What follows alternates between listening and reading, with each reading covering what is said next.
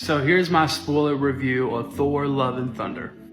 First of all, I want to say that Thor Ragnarok is still my personal favorite because I feel like Thor Ragnarok, yes, it had the same silly jokeness that this film had, but I feel like with Thor Ragnarok, it had the perfect balance of serious Marvel flavor and also with Taika Waititi's comedy, and Chris Hemsworth's comedy was perfectly balanced. But we also had those serious moments like Odin and Loki and Thor when Odin went on to go to Valhalla, and then that whole elevator scene between Thor and Loki.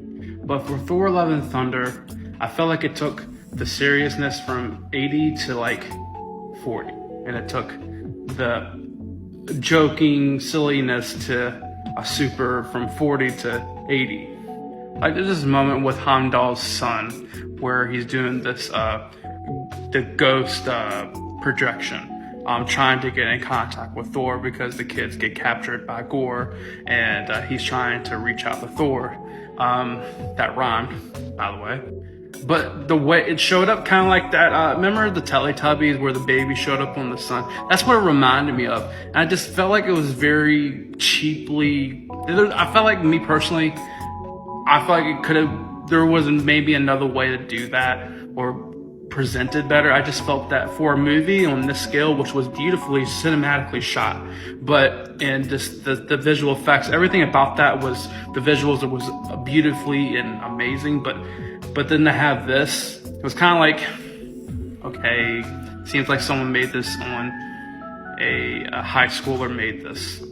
I freaking love Gore in this, and the whole worshiping the god, and the gods turn out to not to be what you thought they were, and trying to seek out revenge against them to kill them, and the whole redemption arc with him at the end. Well, not redemption, but the arc of Gore, I really loved. And same for Jane Foster's Mighty Thor.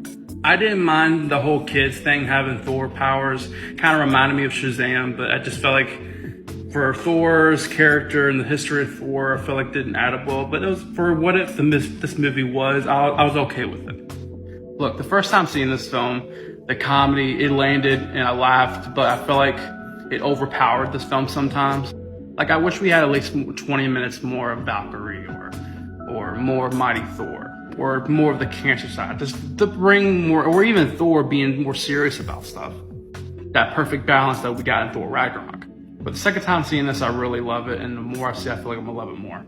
I give it a 7.4. Tell me what you think, cinema fans. Hey, cinema fans, this is Cinema Spree. So I went to go see Thor: Love and Thunder, and if you've seen my review earlier, it's kind of changed a bit for me. I feel like you have to see this film the second time, because the first time you're going to be hit with a bunch of the jokes and stuff like that, and it kind of takes you out sometimes, even though they land. But I feel like the second time it finally makes sense. It actually fits the film. So a lot of these reviewers are making these reviews on these films, they only seen it once. I recommend seeing it twice because you'll finally get the full vision of this film that was meant to be. So my rating will go from 7.7 to a solid 8.1. Just a little nudge in there just because it's Thor: Love and Thunder. But that's my little take. I got Lee here with me. He will be doing the rest of the review. So here you go, cinema fans. So, just like Ryan said, there was a lot of humor in it, a lot of funny parts, a lot of jokes, a lot of action, and a lot of emotional peaks too. I really liked Christian Bale's character's villain. His you got his story going on and why he's doing what he's doing, and everything in the movie for the most part was pretty good, other than Russell Crowe's Zeus. Instead of doing his fake little accent, he should have just kept his regular voice.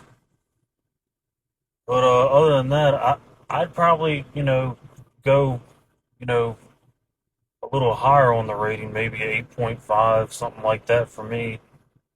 Uh, a lot of had a lot of good music in it. You know, 4 Guns N' Roses songs, and I picked that up because I grew up listening to that,